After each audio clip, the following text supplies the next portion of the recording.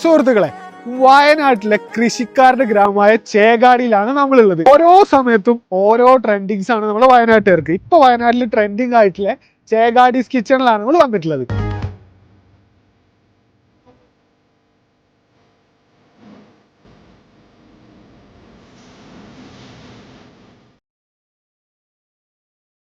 വെറും ആംബിയൻസ് മാത്രം പ്രതീക്ഷിച്ചിട്ട് അങ്ങോട്ട് വന്നത്. പക്ഷെ ഫുഡില്ലേ, ഒരു രക്ഷയില്ലാത്ത ഫുഡ്. കാരണം നിങ്ങൾക്ക് ഏകദേശം ഇത് കണ്ടാൽ മനസ്സിലാവും.